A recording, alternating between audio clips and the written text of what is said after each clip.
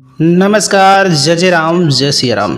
मेरे प्यारे सभी दर्शकों, आज की इस वीडियो में बहुत ही ज्ञानवर्धक और शिक्षाप्रद वाक्य लेकर के आए हैं। अगर आप इस कहानी के अंत तक बने रहेंगे तो यह कहानी आपके जीवन में कुछ न कुछ नई सीख दे करके जाएगी, इसलिए आप इस कहानी के अंत तक जरूर बने रहिएगा। एक समय की बात है, एक गुरुकुल में गुरु अपने शिष्य को शिक्षा दे रहे थे। शिष्यों ने गुरु से 3 सवाल किए। पहला सवाल था, कौन किसके भाग्य का खाता है। दूसरा सवाल, इस धरती पर कौन सबसे बलवान है। और तीसरा सवाल, जो अपनी बात से मुकर जाता है उसका अंत में क्या हाल होता है। तब गुरुजी कहते हैं कि हे शिष्य, तुम्हारे यह तीनों प्रश्न बहुत ही महत्वपूर्ण हैं, क्योंकि इन तीनों प्रश्नों का उत्तर हर मनुष्य को जानना जरूरी होता है। इसलिए मैं तुम्हें एक कहानी सुनाता हूँ। इन कहानी के माध्यम से तुम्हें तीनों प्रश्नों के उत्तर अवश्य ही मिल जाएंगे। इसलिए इस कहानी को तुम बड़े ही ध्यान से, शांत चित्त मन से बड़े ही ध्यान से इस कहानी को सुनना। एक जंगल में एक बरगद का पेड़ था। उस पेड़ पर एक गिद्ध रहता था। उसी बरगद के पेड़ से कुछ दूरी पर एक सांप का बिल था, जिसमें एक सांप रहता था। एक दिन बिल से वह सांप बाहर निकलने लगा। फिर वह गिद्ध पक्षी, वह बाज पक्षी था, जिसे गिद्ध भी कहा जाता है। वह गिद्ध पक्षी उस सांप को देखने लगा। सांप जैसे बिल से बाहर निकल रहा था, यह बाज उस पे झपट पड़ा, परंतु वह सांप अभी बिल से ज्यादा बाहर नहीं निकला था। वह झट से फिर से बिल के अंदर चला गया। फिर से वह बिल के बाहर थोड़ा सा मुख निकाल करके देखने लगा कि वह बाज यहीं पर है या फिर कहीं चला गया। वह बाज फिर से झपट मारा, परंतु वह सांप फिर से अपने बिल के अंदर घुस गया।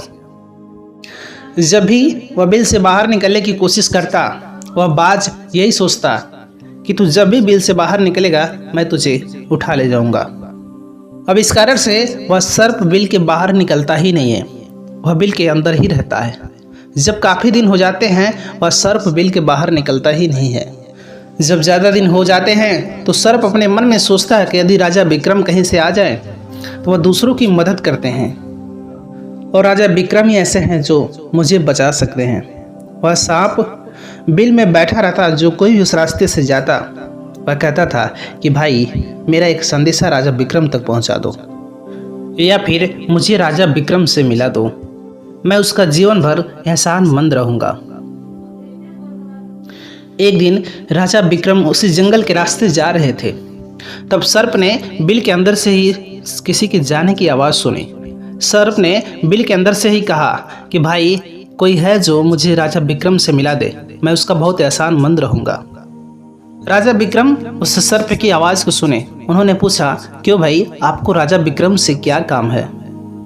उस पर सर्प कहने लगा कि देखो भाई, राजा विक्रम दूसरों के दुख को हरते हैं, और मैं बहुत दिनों से इस बिल में पड़ा हुआ हूँ। मैं बहुत दुखी हूँ।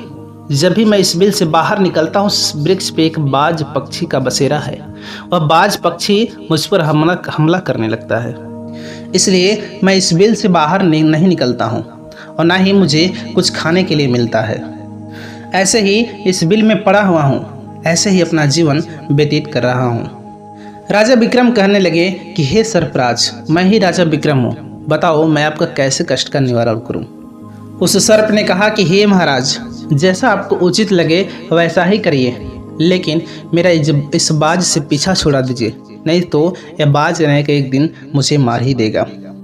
इस पर राजा विक्रम ने कहा कि हे सर्पराज, तुम कहो तो मैं तुझे इस बिल से कहीं बाहर छोड़ दूं, दूर जंगल में। उस सर्प ने कहा कि हे महाराज, वह बाज मुझे देखेगा तो वह मेरे पीछे पीछे वहां तक पहुंच जाएगा। इसलिए हे राजन, आप मुझे कुछ दिन के लिए आप अपने महल में बैठा लीजिए, मुझे एक स्थान दे दीजिए, और इस बाज को पता नहीं चलेगा कि सर्प कहाँ गया। तब मैं इस वन से बहुत दूर चला जाऊंगा, और आगे जाने के बाद मैं आपके पेट से बाहर आ जाऊंगा। तब राजा विक्रम कहने लगे, वह कहते हैं कि हे सर्पराज, आप मेरे पेट में प्रवेश कर जाइए। राजा विक्रम अपना मुख खोल देते हैं और सांप राजा विक्रम के पेट में प्रवेश कर जाता है। जब राजा विक्रम उस वन से कुछ दूर चले गए, कुछ दूर जाने के बाद उस सर्प से कहने लगे कि हे नागराज, आप मेरे पेट से बाहर आ जाइए। अब यह सुनसान वन है, इसमें कोई भी बाज आपको परेशान नहीं करेगा। नागराज ने कहा कि हे राजन, मैं अब आपके पेट से नहीं निकलूंगा, मैं आपके पेट में ही रहूंगा।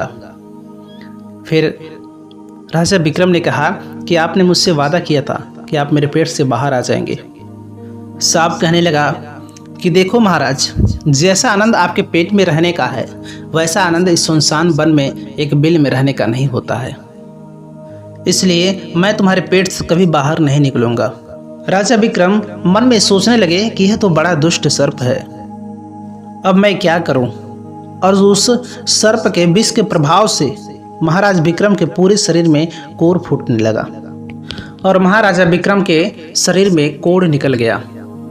वह मन में सोचने लगे कि यदि मैं राजधानी वापस जाऊंगा तो यह अभी संभव नहीं है, क्योंकि मैं इस वक्त कोढ़ी हो गया हूँ और मुझे इसी वन में रहकर इस नागराज से भी छुटकारा पाना है।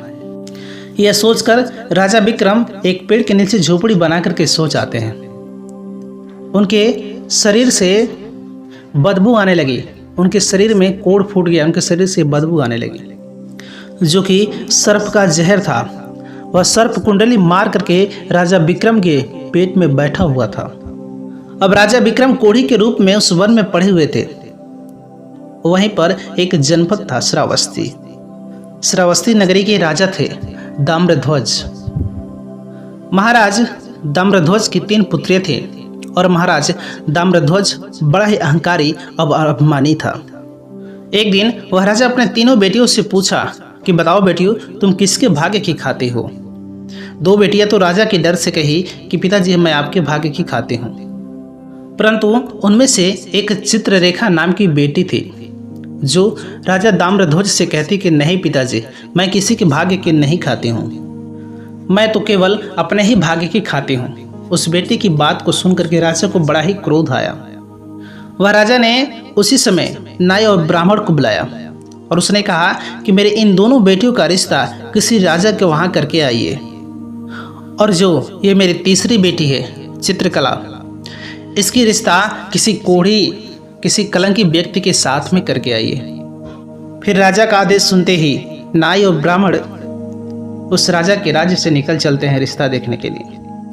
और राजा की दोनों बेटियों का रिश्ता तो राजमहल में तय कर दिया, परंतु राजा की जो बड़ी बेटी थी चित्रकला, उसके लिए कोढ़ी को ढूंढते ढूंढते उसी वन से गुजर रहे थे, जिस वन में राजा विक्रम कोढ़ी के रूप में उस वन में पड़े हुए थे। उनके शरीर से कोढ़ बह रहा था।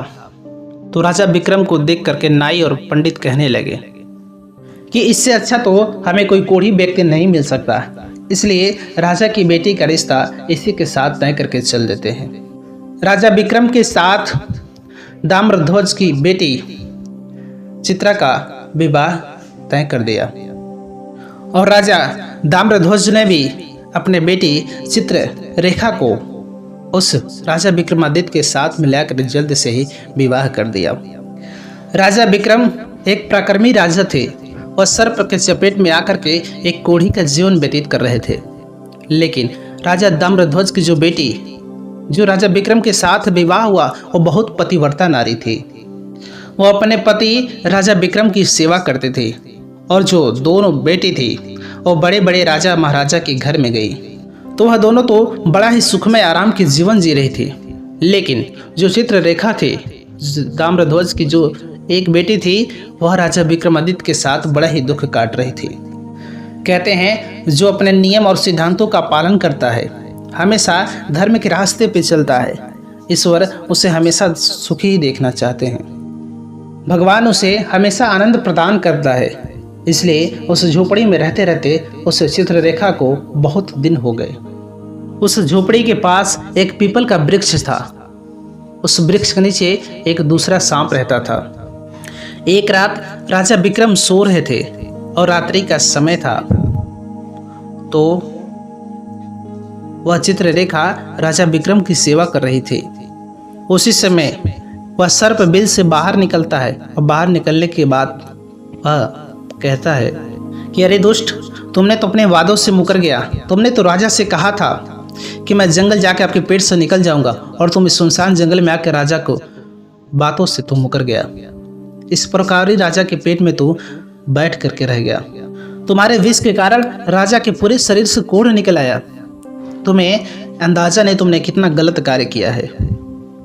इतने समय में राजा विक्रम न जाने कितनों का परोपकार करते, कितनों का दुख को दूर करते।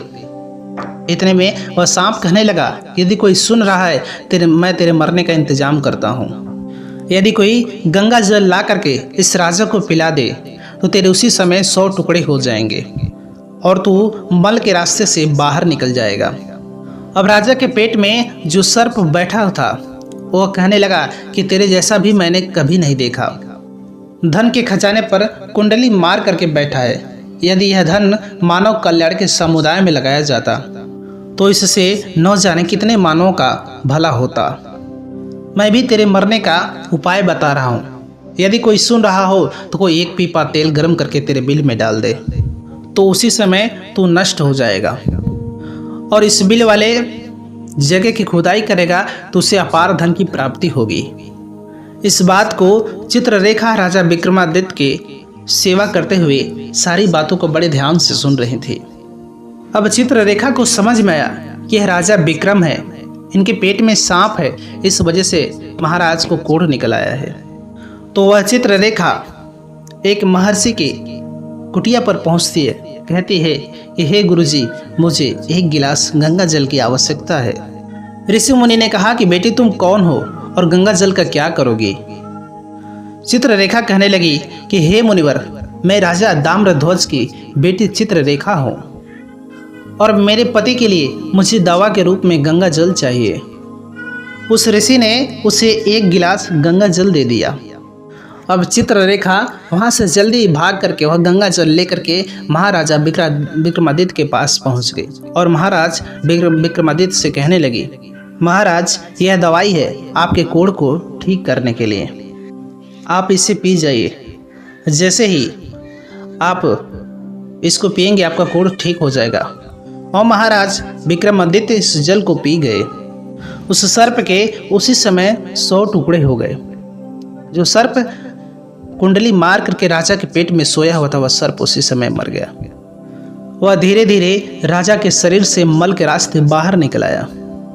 अब तो राजा का कोढ़ भी धीरे धीरे सही होने लगा और कुछ ही दिनों में राजा का कोढ़ ठीक हो गया। राजा पहले जैसे हो गया, राजा का कोढ़ बिल्कुल ठीक हो गया। फिर चित्ररेखा राजा विक्रमादित्य से कहने लगी कि हे महाराज, मैं स्त्री हूँ, मैं शहर नहीं जा सकती, इसलिए आप शहर जा करके 1 पीपा तेल लेकर के आइए। महाराज विक्रमादित्य कहने लगे कि हे चित्ररेखा, तुम उस तेल का क्या करोगी? चित्ररेखा कहने लगी कि महाराज आप पहले जा करके तेल लेकर के आइए। अब चित्ररेखा के कहने पे राजा विक्रमादित्य बाजार जा करके 1 पीपा तेल लाते हैं। तेल लाने के बाद उसे गर्म करके उस बिल में डाल दिया जाता है और जैसे बिल में डाल दिया जाता है उस सर्प की मृत्यु हो जाती है। तब चित्ररेखा कहने लगी कि महाराज अब आप इस बिल को खोद दीजिए। जब महाराज विक्रमादित्य उस बिल को खोद दिए तो उसमें से अपार धन की प्राप्ति हो गई। चित्ररेखा कहने लगी कि महाराज देखिए, मैं जानती हूँ कि आप महाराज जय नरेश हैं, परंतु मेरे पिता ने मेरा अपमान किया और मुझे एक कोढ़ी के साथ में विवाह कर दिया। परंतु मैंने अपने पिता से कहा कि मैं अपने भाग्य की खाती हूँ, इसलिए इस स्थान पर मेरे पिताजी का जो राजमहल है उस राजमहल से अच्छा, कई गुना अच्छा यहाँ पर राजमहल बनना चाहिए।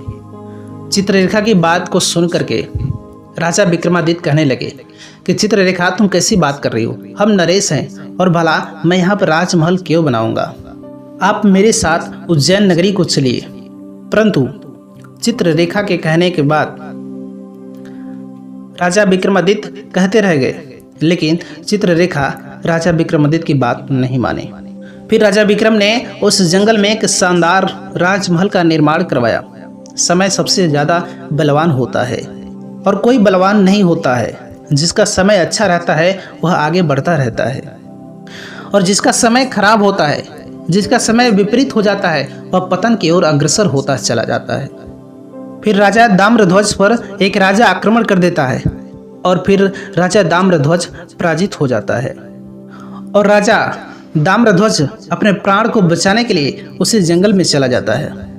जब राजा भूखा प्यासा तड़प रहा था, वन में भूख से तड़प रहा था, फटेहाल स्थिति में, तो राजा घूमते घूमते उस चित्ररेखा और राजा विक्रमादित्य के महल से गुजर रहा होता है। तो चित्ररेखा अपने पिताजी को पहचान जाती है। उसने एक सेवक को भेजा। सेवक भेजकर महाराज ताम्रध्वज, जो एक फटेहाल स्थिति में थे, भूखे प्यासे उनका गला सूख रहा था, उनके पास वस्त्र नहीं थे, उन्हें वह चित्ररेखा ने बुलवाया। राजा ताम्रध्वज ने सोचा कि न जाने कौन सी स्त्री है और मुझे क्यों बुला रही है। जब राजा ताम्रध्वज उस लड़की के पास पहुंचे तो उस लड़की को पहचान लिया। चित्ररेखा ने कही कि पिताजी, मैं वही चित्ररेखा हूँ और मैं आपसे कहती थी कि मैं अपने भाग्य की खाती हूँ। देखिए, मैं मेरे ही भाग्य की खाती हूँ, मैं आपके भाग्य की नहीं खाती हूँ। आपने मुझे एक कोढ़ी को दिया था, परंतु मेरे भाग्य में एक सम्राट लिखा हुआ था। उसने कहा कि देखिए पिताजी, मैं उज्जैन के राजा विक्रमादित्य की पत्नी हूँ। राजा ताम्रध्वज अपने मन में सोचने लगा और अपने अपराध का क्षमा अपनी बेटी से मांगने लगा। इस संसार में सबसे बड़ा बलवान समय है और हर कोई व्यक्ति किसी की भाग्य का नहीं खाता। हर कोई यह सोचता है कि यह मेरे भाग्य का खा रहा है, लेकिन नहीं, कोई किसी के भाग्य का नहीं खाता है। जो कोई भी खाता है वह अपने भाग्य का खाता है। हर दाने दाने पर खाने वाले का नाम लिखा होता है।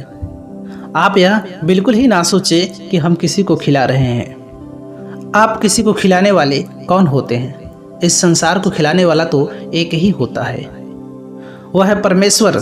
जो अपने बात से मुकर जाता है उसका अंत वही होता है, जो राजा विक्रम के बैठे हुए उस सर्प का हुआ था। अंततः वह विनाश को प्राप्त होता है। इसलिए हमेशा सत्य की ही जीत होती है और अधर्मी, अत्याचारी और पापियों का अंत होता है। इस तरीके से राजा विक्रमादित्य और उसकी पत्नी चित्ररेखा ने राजा ताम्रध्वज का बहुत स्वागत किया। वह राजा विक्रम महाराजा ताम्रध्वज को अपने साथ उज्जैन लेकर के आए और बाद में राजा विक्रम ने अपनी सेना महाराजा ताम्रध्वज के साथ में भेजी और जिस राजा ने महाराज ताम्रध्वज को पराजित किया था उस राजा से अपना राज्य वापस पा लिया। जिसकी किस्मत अच्छी होती है, जिसके कर्म अच्छे होते हैं, भगवान उसे कहीं न कहीं से उसको देता ही है। हम और तुम तो अपने परिवार का पालन करने में ही हिचक जाते हैं, लेकिन इस संसार के पालन करने वाले को देखिए, वो हर एक जीव जंतु का पालन पोषण करता है। यानी जो भगवान पर विश्वास करते हैं उसके जीवन में कोई भी कठिनाई, कोई भी संकट आता हो, वह एक न एक दिन अवश्य ही खत्म हो जाता है। अगर आप अच्छाई के रास्ते पे चलते हैं, अच्छे कर्म करते हैं, तो निश्चय ही आपको शुरू में दुख तो होता है, लेकिन अंत में आपकी ही जीत होती है। और जो अपने वादों से मुकर जाते हैं उनका अंत तो होना निश्चित होता है। इसलिए कभी भी हमेशा भगवान का मानना चाहिए, भगवान पर विश्वास करना चाहिए। मेरे प्यारे सभी दर्शकों, आपको इस कहानी से क्या सीख मिली कमेंट बॉक्स में ज़रूर बताइएगा। मिलेंगे हम आपसे एक और नई कहानी के साथ, तब तक के लिए नमस्कार।